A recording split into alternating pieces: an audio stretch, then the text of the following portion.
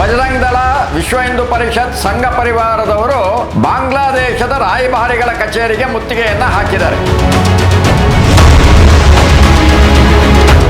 ಮೋದಿಯನ್ನ ಹಾಡಿ ಹೊಗಳಿ ಅವರಿಗೆ 3 ಬಾರಿ ಪ್ರಧಾನಿ ಮಾಡಿದ್ದಾರೆ. ಬೇರೆ ಬೇರೆ ದೇಶಗಳಲ್ಲಿ ಹಿಂದೂಗಳ ಮೇಲೆ, ಅಲ್ಲಿನ ದೇವಸ್ಥಾನಗಳ ಮೇಲೆ ಆಗ್ತಾ ಇರುವಂತಹ ದಾಳಿ ತಡಿಲಿಕ್ಕೆ ಯಾಕೆ ಸಾಧ್ಯ ಆಗಿಲ್ಲ?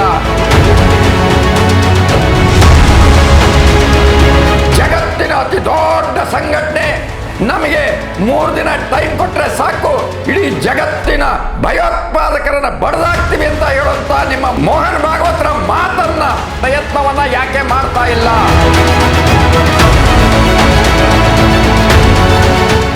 ದೇಶದ ಒಳಗಡೆ ಯಾವುದೋ ಮಸೀದಿಯ ಮುಂದೆ ದೊಣ್ಣೆ ಹಿಡ್ಕೊಂಡು ಪ್ಯಾಂಟ್ ಹಾಕೊಂಡು ಮೆರವಣಿಗೆ ಮಾಡೋದ್ರಿಂದ ಪ್ರಯೋಜನ ಇಲ್ಲ.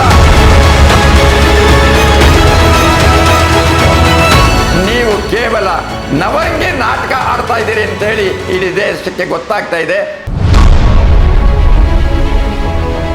ಬಾಂಗ್ಲಾದೇಶದಲ್ಲಿ ಹಿಂದೂಗಳ ಮೇಲೆ ಹಲ್ಲೆ ಆಗ್ತಾ ಇದೆ ಅನ್ನುವಂತ ಕಾರಣಕ್ಕೋಸ್ಕರ ಭಾರತದಲ್ಲಿ ಬಜರಂಗ್ ದಳ, ವಿಶ್ವ ಹಿಂದೂ ಪರಿಷತ್, ಸಂಘ ಪರಿವಾರದವರು ಬಾಂಗ್ಲಾದೇಶದ ರಾಯಭಾರಿಗಳ ಕಚೇರಿಗೆ ಮುತ್ತಿಗೆಯನ್ನ ಹಾಕಿದ್ದಾರೆ. ಇದೇ RSS, ಸಂಘ ಪರಿವಾರ, ವಿಶ್ವ ಹಿಂದೂ ಪರಿಷತ್ನವರು ಬಿಜೆಪಿಗೆ ಬೆಂಬಲಿಸಿ, ಅದರಲ್ಲೂ ವಿಶೇಷವಾಗಿ ಮೋದಿಯನ್ನ ಹಾಡಿ ಹೊಗಳಿ ವಿಶ್ವಗುರು ಅಂತ ಹೇಳಿ ಅಟ್ಟಕ್ಕೇರಿಸಿ ಅವರನ್ನ ಪ್ರಧಾನಿ ಸ್ಥಾನದಲ್ಲಿ ಕೂಡಿಸಿ ಅವರಿಗೆ 3 ಬಾರಿ ಪ್ರಧಾನಿ ಮಾಡಿದ್ದಾರೆ. ಇವರಿಗೆ ಅಕ್ರಮ ನಸುಳುಕೋರರನ್ನ ತಡೆಯುವಂಥದ್ದು ಮತ್ತು ಬೇರೆ ಬೇರೆ ದೇಶಗಳಲ್ಲಿ ಹಿಂದೂಗಳ ಮೇಲೆ ಆಗ್ತಾ ಇರುವಂಥದ್ದು, ಅದರಲ್ಲೂ ವಿಶೇಷವಾಗಿ ಪಾಕಿಸ್ತಾನ, ಬಾಂಗ್ಲಾದೇಶದ ಹಿಂದೂಗಳ ಮೇಲೆ, ಅಲ್ಲಿನ ದೇವಸ್ಥಾನಗಳ ಮೇಲೆ ಆಗ್ತಾ ಇರುವಂತಹ ದಾಳಿ, ಗಲಭೆ, ಬೆಂಕಿ, ಲೂಟಿ ಇದನ್ನ ತಡಿಲಿಕ್ಕೆ ಯಾಕೆ ಸಾಧ್ಯ ಆಗಿಲ್ಲ?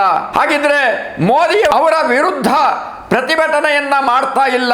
ಮೋದಿಯವರು ಸಂಘ ಪರಿವಾರದ ಮಾತುಗಳಿಗೆ ಬೆಲೆ ಕೊಡ್ತಾ ಇಲ್ಲ ಅನ್ನೋದೇ ಆದರೆ, ಇವರ ಹೋರಾಟ, ಹಾರಾಟ, ಚೀರಾಟ ಇದನ್ನ ದೇಶದ ಒಳಗಡೆ ಮಾಡೋದಲ್ಲ, ಗಡಿಯಲ್ಲಿರುವಂತಹ ಪಾಕ್ ಅಥವಾ ಬಾಂಗ್ಲಾದೇಶದ ಸೈನಿಕರ ಮೇಲೆ ನುಗ್ಗಿ ತಕ್ಕ ಪಾಠವನ್ನ ಕಲಿಸಿ ಬಾಂಗ್ಲಾದೇಶ ಅಥವಾ ಪಾಕಿಸ್ತಾನವನ್ನ ಭಾರತದೊಳಗಡೆ ಸೇರಿಸ್ಕೊಳ್ಳುವಂತ ಪ್ರಯತ್ನವನ್ನ ಯಾಕೆ ಮಾಡ್ತಾ ಇಲ್ಲ?